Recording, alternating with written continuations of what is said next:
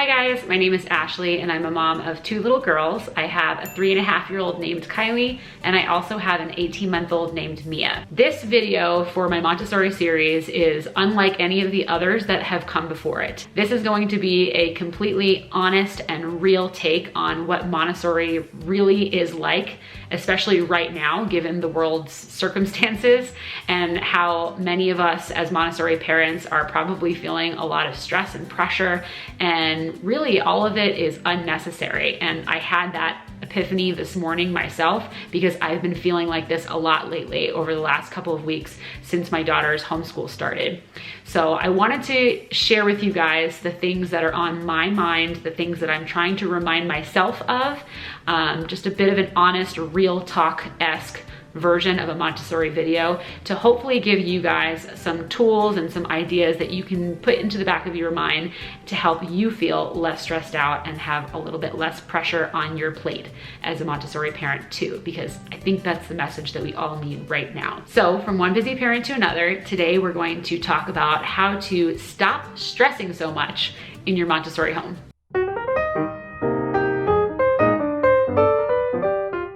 Okay, so as I said, I had the inspiration for this video literally this morning while I was sitting outside on my front porch watching my girls play in the front yard, and I started coming up with a little list, and I narrowed it down to about 7 different things that I want to share with you that I think honestly will help you to feel a little bit less stressed, feel a little bit less pressure as a Montessori parent. So my first tip for you is to embrace imperfection.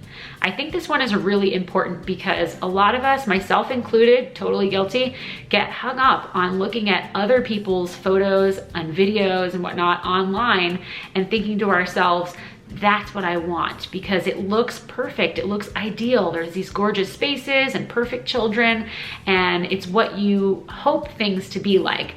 But we have to remember that those are people's highlight reels.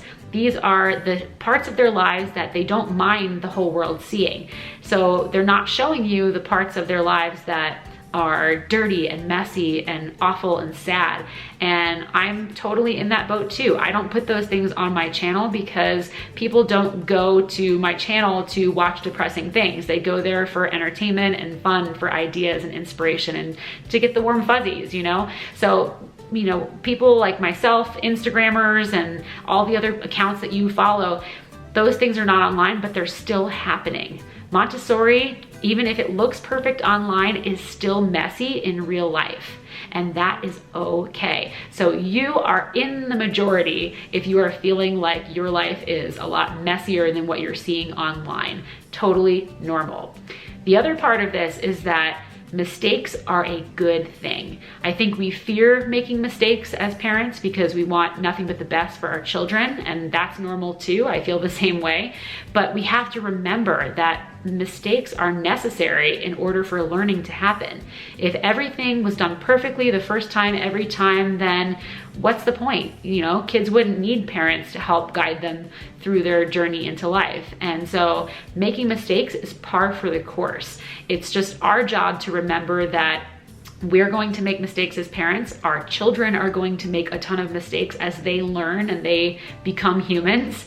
And that's just the way life is. So we need mistakes and we have to stop fearing making a mistake. Just if it happens, see it as an opportunity for learning and then move on. You are not going to ruin your child, or you have not ruined your children already if you have been making mistakes and you've finally come to the realization that things need to change.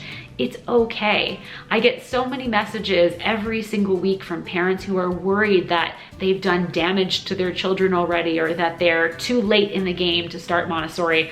And you're not. It's not too late. It's never too late. Mistakes are okay. And as long as you can find a reset button and go forward, everything will be okay. The next one is boredom is a good thing. I think a lot of parents, when they first get involved in doing Montessori at home, they see all of the beautiful little shelves and trays and activities set up, and they think that their job is to go out and create all of these activities for their child and set everything up perfectly and to be their child's entertainer from the moment that they wake up until the moment that they go to bed at night. And if they are not entertaining their child and heaven forbid that your child comes up to you and says, "Mommy, I'm bored," that the world is over and they're a terrible parent. And I would like to be your voice of reason on this and let you know, I want to give you permission. It is okay to allow your child to feel bored. Boredom is a gift. It is the best source of creativity. When your child suddenly finds themselves in a situation where they don't know what to do, you haven't set anything up for them, they've got some things available, but they're not really quite sure what it is they want to do with their time. They have to be creative. They have to follow their own interests and discover what it is that engages them for themselves. They don't need you to constantly tell them what to do so that they can be entertained. So allowing them the opportunity to feel bored is a good thing, and it doesn't make you a bad parent. And I will tell you exactly what I do. My children, even though you guys see all of the videos that I make for you guys, I love to make little activities and set up their shelves and everything. And obviously my 18-month-old, who's not talking yet, doesn't say this, but my 3.5-year-old, she most certainly, with all of the things that she has available, comes up to me at least once a day and says, "Mommy, I'm bored." And my response to her whenever she says that to me is, "Oh, really? Good. Well, hopefully you can find something to do." And that's it. Now, younger children, like a toddler, for example, might need a little bit more help and direction in finding something to do. Otherwise, they'll just cling to your leg, crying for an inordinate amount of time. But by the time your child is like 3, 4 years old, preschool age, they are more than capable of finding something to do that they find interesting. They have enough experience, they can handle themselves, they're out of that stage where they might injure themselves every 5 seconds. They can be trusted to go off on their own and find something to do without your intervention. And if you are finding that your older child is still having some trouble coming up with ideas and things to do on their own, even though you're giving them the opportunity to do so, something that you can set up that I used to use with my 3.5-year-old probably about a year or so ago now. She doesn't really use it anymore. But in the beginning, when I started entrusting her to find something to do, we created something called a boredom buster jar, which just had a whole bunch of little slips of paper in it with all of these play ideas, things that she did regularly that she enjoyed, and we stuffed them all into a little bucket. And then anytime she was feeling bored, she would go get the boredom buster jar on her own, pull one out, and obviously she can't read, so she would come to me and ask me what it said. But then she would run off and do whatever the activity was that was listed on there. So that's a way that you can kind of help them learn how to come up with ideas on their own in the beginning. But again, you shouldn't need to rely on that as they get older. Eventually they will be able to figure it out for themselves. Just don't be afraid of that word, bored. It's okay, I promise you. This next tip is for all parents, but it is most especially for any of you out there who might suddenly have found yourselves in a homeschooling situation, whether you are new to it for the first time and you've always wanted to do it, or maybe you're accidentally homeschooling like I am right now because of the pandemic. Whatever your situation is, if you have just started homeschooling your child, you might be finding yourself a little bit stressed out right now about whether or not you are meeting your child's learning needs adequately. I know that that has been the biggest source of my own stress right now over the last couple of weeks, and that was actually the launching point for this entire epiphany that I had this morning as I was sitting on my front porch watching my girls play. And it is this: the tip is to remember that everything is learning. Everything that your child is doing from the moment that they wake up until the moment that they go to bed, it counts as learning. Remember, in the words of Dr. Montessori, play is the work of the child.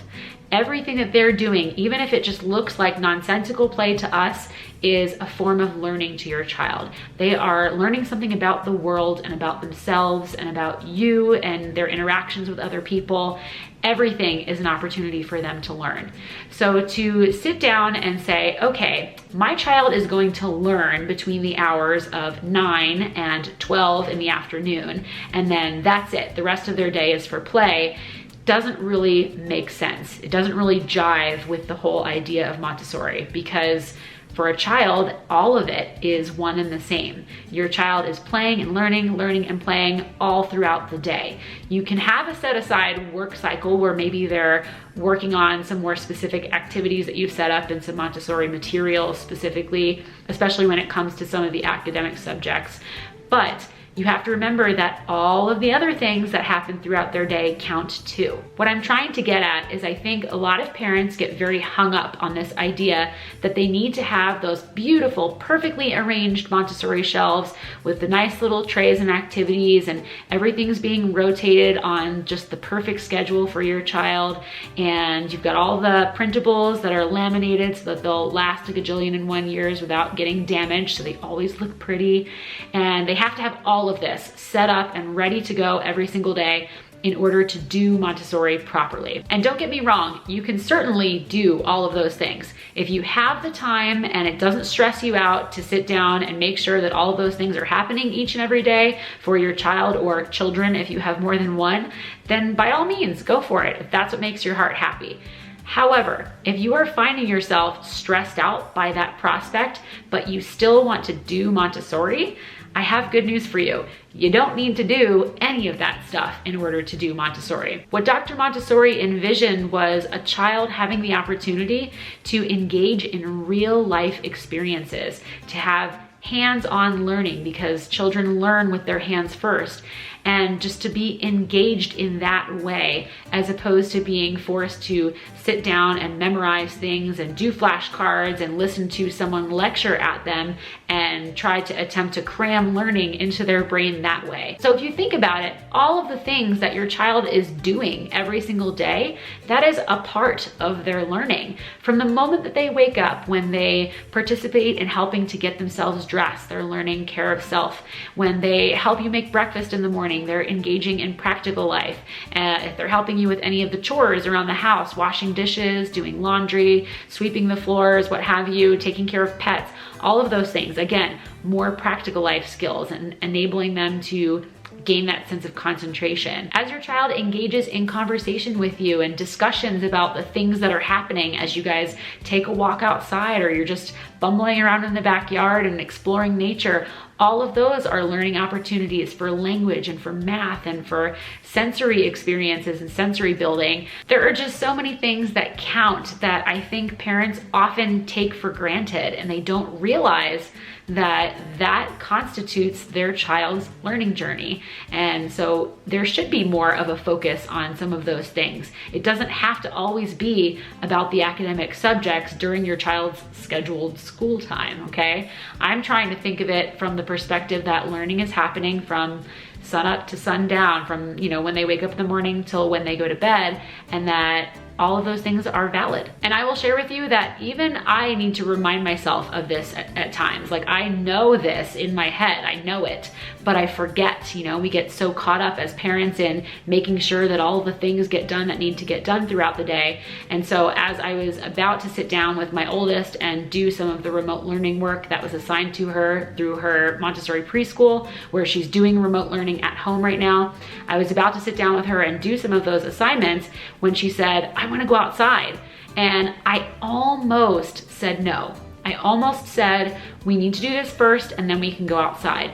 And that was the exact moment that I had this little epiphany of sorts. And I thought to myself, why not? What amount of learning that she's going to do outside would not be adequate compared to the couple of assignments that her teacher had given her that we can just do later on in the day? Like, what makes one better than the other? And so I thought to myself, I need the fresh air myself too. So we went outside, and that's where I found myself kind of sitting on the front porch and observing and watching as she made this very elaborate rock pile along the edge of our porch, very carefully and studiously analyzing them and the colors and shapes, and sharing with me what she had discovered before she very carefully arranged them exactly how she wanted them.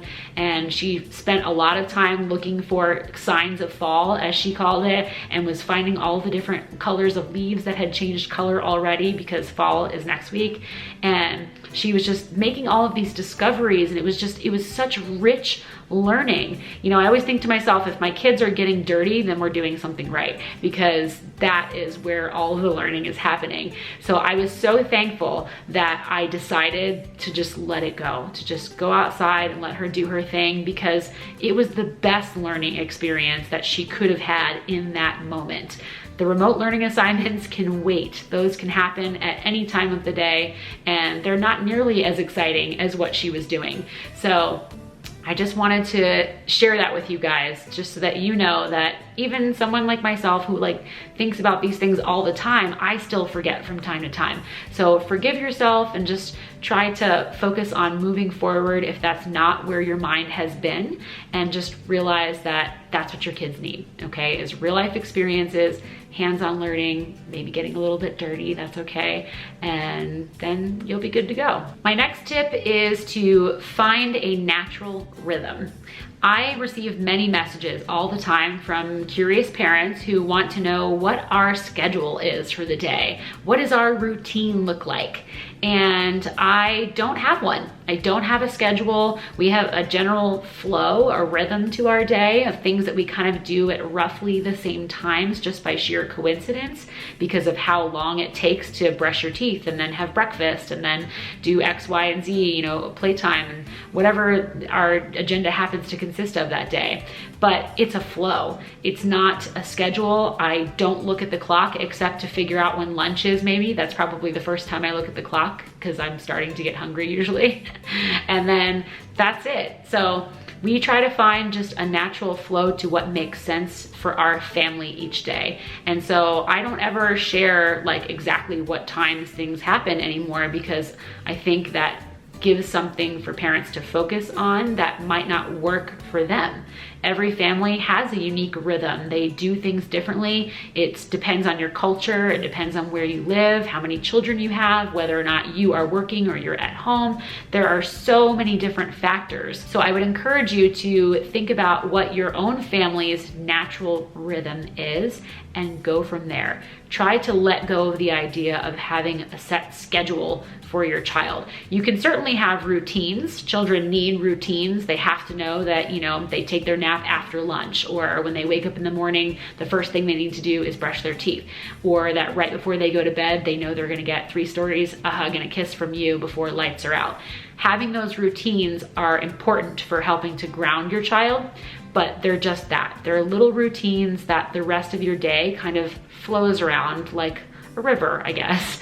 And that's how it should be. I certainly think that it's a lot less stressful to not try to stick to a schedule and to just go with the flow, because life happens. You never know what might upset the schedule, and then your whole day gets thrown off, and your child's whole day is off kilter a little bit because of that one thing. You know, you might have something unexpected happen. You might have a doctor appointment or a dentist appointment or something like at a time when you would normally be doing something else, and you want your child to be resilient and to also be able to go with the flow and not have a meltdown because something is slightly out of line for that one day. And of course, if you have certain things that need to happen on a schedule, like you have to take your kid to school at a certain time or to daycare, or you yourself are a working parent and you have to be at work at a certain time, then of course you're going to need to stick to that schedule so that everybody gets to where they need to be.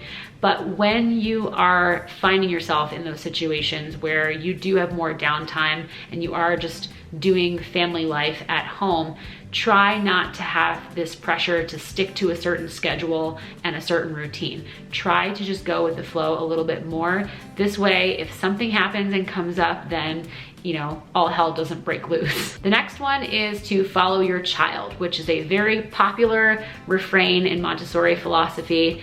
And what I like to think of it as is to follow my child's interests. You are just observing your child. You're looking to see what it is that they're interested in, what keeps their attention, keeps them engaged when they are engaged, what their developmental needs might be, because as they're growing, their developmental needs are changing. So you're keeping a keen eye out for those things, and then you're kind of tweaking their environment as appropriate to meet those needs and interests. And I think that as a parent, especially if you are brand new to Montessori, you don't know where to start, that's the best thing that you can do. And that really is the heart of Montessori, is if you're observing your child and you're responding appropriately so that they are reaching their full potential to the best that they possibly can, then you're on the right track. You're doing it right. The next tip is to shift your perspective.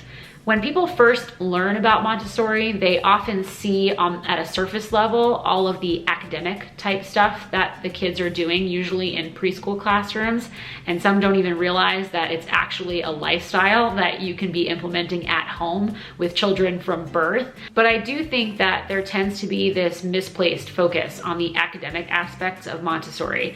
And I want to remind you, or tell you if you didn't know this, that in other countries, some children are not expected to learn anything academic at all until they're like 6 or 7 years old. And they turn out to be perfectly fine, functional people in society. So there doesn't need to be this insane emphasis on all of the academic stuff when your child is still a baby or a toddler or even an early preschool. I say this because of the fact that so many people are worried having their kids home right now that their kid might be falling behind because they're not in school, or even that their baby or their toddler is falling behind, which just sounds crazy to me in my opinion. I don't want you to worry about that if you are finding yourself in that frame of mind, because there is plenty of time. As we already said, a child's work is play. So as long as they're having opportunities to do that, then they will turn out just fine and you really don't have anything to worry about. And my last tip for you is to enjoy your child.